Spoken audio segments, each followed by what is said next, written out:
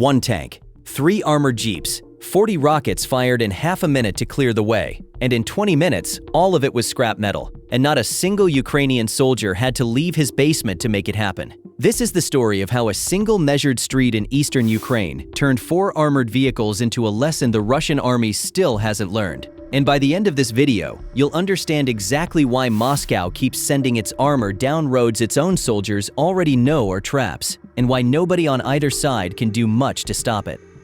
Chasiv Yar sits on high ground in Donetsk Oblast, and that single fact has made it one of the most fought-over patches of dirt in this entire war. Whoever holds the ridge here controls the approach to Kostiantinivka, and beyond that, the roads to Kramatorsk and Sloviansk, the last 2 major Ukrainian-held cities in the region. Russian forces first reached the outskirts back in April 2024, right after Bakhmut fell, and they have been grinding forward through this town, street by street, ever since. Officially, Moscow has claimed the city captured more than once. Unofficially, independent battlefield trackers keep showing the same thing: Russia holding the eastern half, Ukraine holding on in the west, and a canal running through the middle that neither side has managed to fully cross for good. Years of shelling have turned entire blocks into piles of broken concrete and twisted rebar, and that ruin is exactly what makes this fight so strange. In open country, armor wins by speed and mass. In a town reduced to rubble, armor barely wins at all, because rubble does something a defender loves and an attacker fears. It removes almost every possible path. That's the part outsiders miss when they look at maps with clean arrows drawn across them. In a town like this, there usually isn't a front line you can point to. There's a street, maybe 2. Everything else on either side is collapsed masonry that no wheeled or tracked vehicle can climb. So when the assault has to move, it doesn't spread out and flank, it funnels. And a funnel is the single easiest thing in modern warfare to turn into a killing ground, because you don't need to guess where the enemy is going. You already know. You just need the patience to wait for them to arrive. That patience is what a Ukrainian assault team had, days before the fight this video is built around.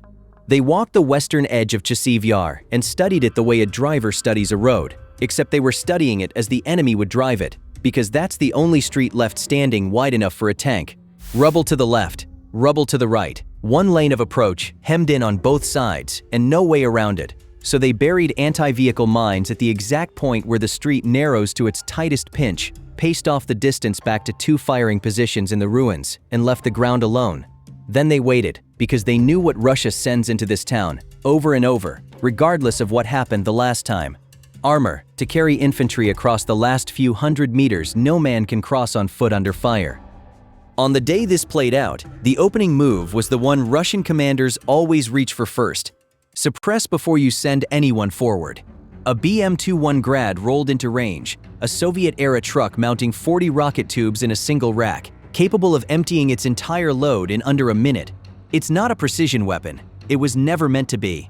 It's an area weapon, built to saturate a stretch of ground and force every defender in it to get small and stay small, whether or not the rockets are actually landing anywhere near them. For about 40 seconds, that's exactly what it did. Rockets walking across the Ukrainian line, concrete dust falling through the basements, men pressed into corners waiting for it to stop. And it did stop, the way barrages always do, leaving behind a silence that Russian planners have learned to treat as a green light. If a position survives a Grad barrage like that, the assumption on the other side is usually that it's been softened enough to push through. That assumption is the whole reason this next part worked. Because a Grad barrage cannot confirm anything, it can suppress a street.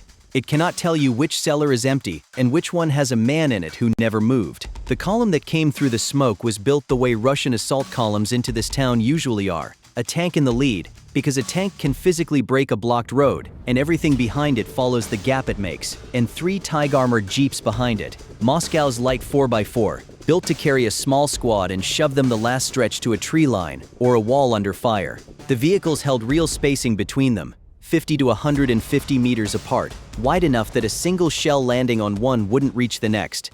On paper, that's sound doctrine. It only works though, if nothing forces the column to bunch up, and that street had already been measured for exactly that failure. The tank reached the pinch point first, where the ruins closed in tightest on both sides, and drove directly over the buried charge. A modern main battle tank weighs somewhere around 40 tons, and none of that weight matters once a track is severed. The tank didn't explode, didn't burn, it simply dropped onto its road wheels and sat there, dead, completely blocking the only lane wide enough for anything else to pass. That's the real value of a mine placed at a choke point like this. It doesn't need to destroy the target. It only needs to stop it in the one place where stopping it blocks everyone behind. And that's exactly what happened. The three Tigers, which had been holding careful spacing seconds earlier, had nowhere left to spread into.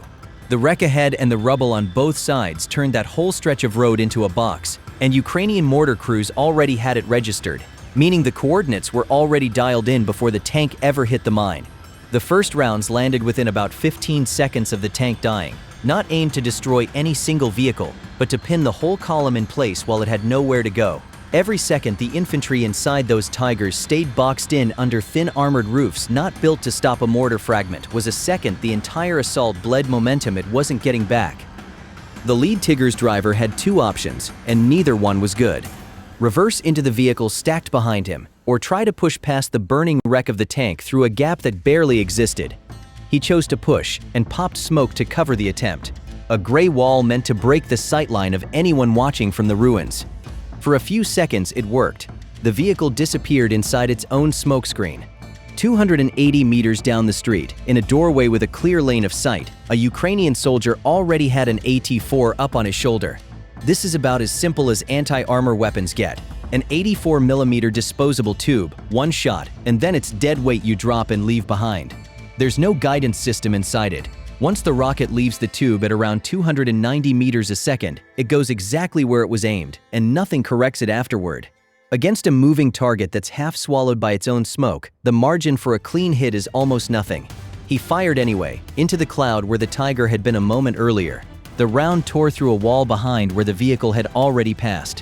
One tube spent, nothing gained. But smoke that hides a target from one angle also marks exactly where that target has to eventually emerge, because a vehicle can't drive through its own screen forever without coming out the other side of it. A second soldier, further down the same lane, was already up with a second AT-4, waiting for the nose of the Tiger to clear the cloud. When it did, just past 200 meters out, he fired, and this one caught the vehicle low on the hull. An 84mm shaped charge is designed to burn through roughly 400mm of steel, vastly more than a Tigr, which is armored mainly against small arms fire and shell fragments, was ever built to survive. The round punched straight through and sprayed molten metal into the crew compartment. The vehicle lurched off the road and stopped dead against a wall, engine gone, rear ramp jammed shut. Everyone riding inside it was now infantry with no vehicle, stranded in a street that no longer belonged to them. 2 vehicles down. The assault, somehow, was still supposed to be a mission. What happened next is the part that gets left out of most retellings of fights like this, because it isn't dramatic in the way a missile strike is. It's just attrition, playing out in real time.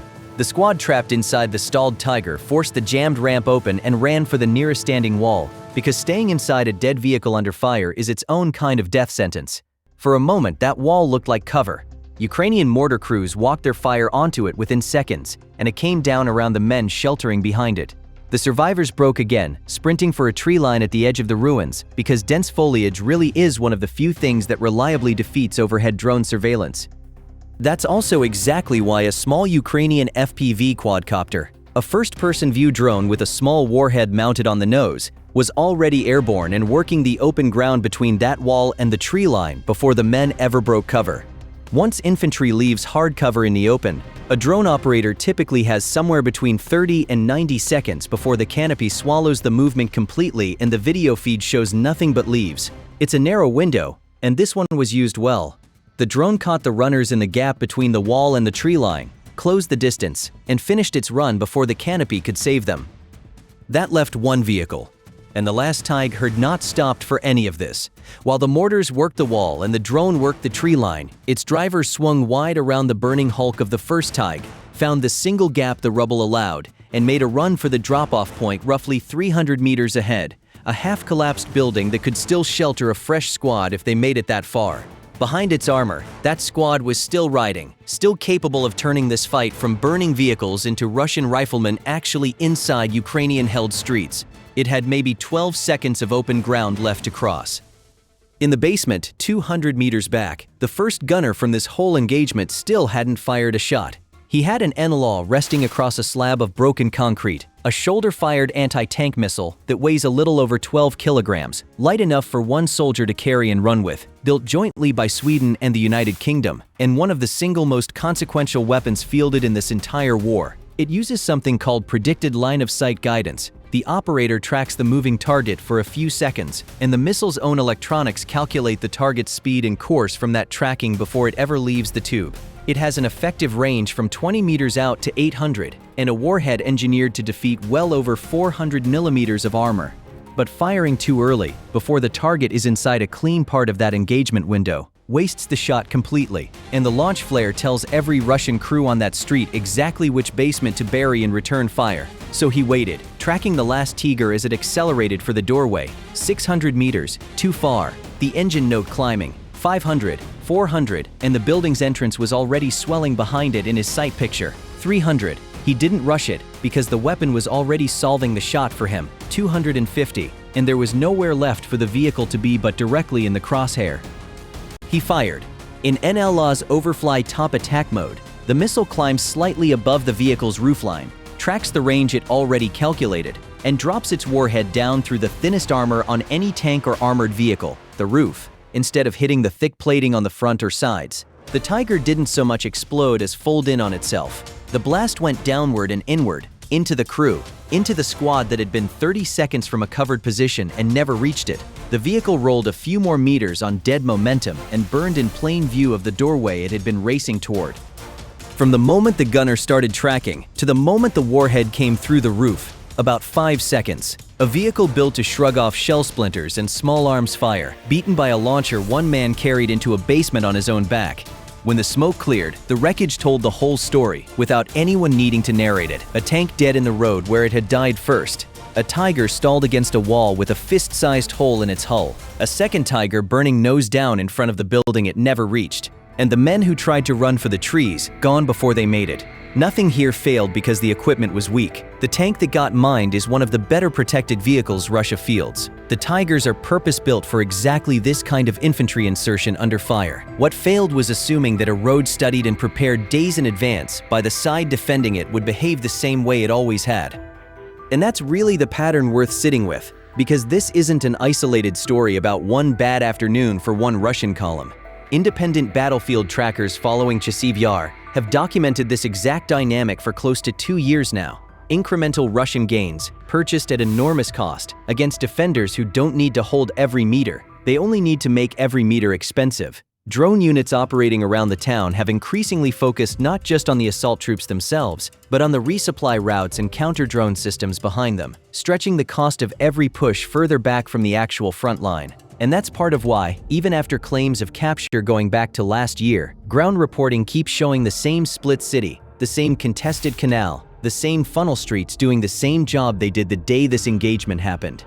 Which brings us to the real question this fight leaves behind. Somewhere east of the street where all 4 of those vehicles burned, another Russian column is already forming up to try the same road again. The mines have likely been cleared or reburied. The firing positions may have shifted a few basements over, but the terrain hasn't changed, and neither has the calculus that keeps sending armor down single-lane approaches in a town built almost entirely out of collapsed buildings. Somebody has to cross that ground eventually, because the ridge behind it is worth too much to leave alone. The only thing that's genuinely uncertain is which side has measured the street more carefully this time, and whether the next commander sending vehicles down it has actually studied what happened to the last one.